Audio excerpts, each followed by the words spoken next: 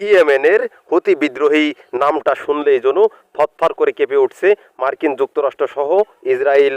কিন্তু কারা এরা, কি ক্ষমতা আছে এদের, আজকের এই দৃশ্যপটে এটাই জানাবো আপনাদের। এর পাশাপাশি তাৎক্ষণিকভাবে ইসরায়েলের ভিতরে ইরানের দূরধর্ষ মিসাইল হামলা নিয়ে থাকছে একটি গুরুত্বপূর্ণ প্রতিবেদন। এবারে বিস্তারিত। ইয়েমেনের হুতি বিদ্রোহী, পশ্চিমা বিশ্ব, মার্কিন যুক্তরাষ্ট্র, ইসরায়েলের একমাত্র আতঙ্কের নাম এই হুতি বিদ্রোহী। কিন্তু কারা এরা, এদের শক্তির উৎসাহ বা কোথায়? তখন মার্কিন যুক্তরাষ্ট্র এবং ইসরায়েলের মাঝে চূড়ান্ত যুদ্ধবিরতির কথা চলছিল। ঠিক এমতো অবস্থায় দফায় দফায় লেবাননের ভিতরে আগ্রাসন পরিচালনা করতে থাকে দখলদার ইসরায়েলি বাহিনী। আপনাদের জানার কথা, বিষয়টিকে কেন্দ্র করে বারবার সতর্ক করা হয় নেতানিয়াহু প্রশাসনকে, কিন্তু তারা এগুলো কোনোভাবেই পাত্তা দেয়নি। এবার পাল্টা জবাব দিয়েছে ইরান।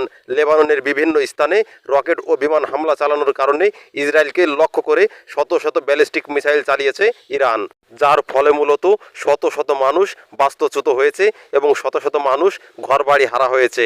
গত পরশু রবিবার থেকে শুরু করে গতকাল সোমবার পর্যন্ত থেমে থেমে চলে ইরানের এই অত্যাধুনিক মিসাইল হামলা, যার কারণে বেশ নাস্তানাবুদ অবস্থায় এখন ইসরায়েল। ইরানের পক্ষ থেকে স্পষ্টভাবে জানিয়ে দেওয়া হয়েছিল যে ইসরায়েল যদি লেবাননের ভিতরে আগ্রাসন বন্ধ না করে তাহলে তার মিত্রর রক্ষার্থে এগিয়ে আসবে ইরান, এবং সেই কাজটি করেছে আইআরজিসি।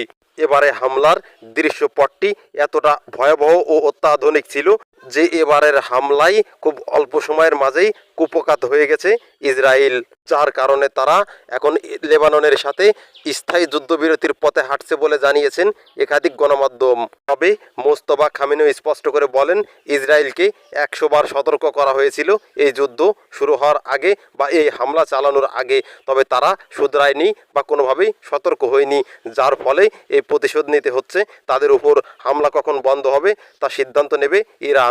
ইসরায়েল ও মার্কিন যুক্তরাষ্ট্র এই সিদ্ধান্ত নিতে পারবে না। এবার ফিরে যাওয়া যাক ইয়েমেনের হুতি বিদ্রোহীদের কাছে।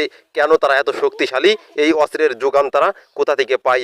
ধারণা করা হয় ইরানের পক্ষ থেকে তাদের প্রতিটি অস্ত্রের যোগান দেওয়া হয় খুবই স্মুথলিভাবে। তবে কোনো কারণে যদি ইরানের সাপ্লাই চেইন ব্যাহত হয় বা তাদের অস্ত্র দিতে ব্যর্থ হয়, এর বিকল্প ব্যবস্থাও করে রেখেছে তেহরান, যাতে তার মিত্র দেশ ও পক্সি বাহিনীগুলোর কোনো ক্ষতি না হয়, যার প্রমাণ অলরেডি হাতে বানাইতেই পাওয়া গেছে।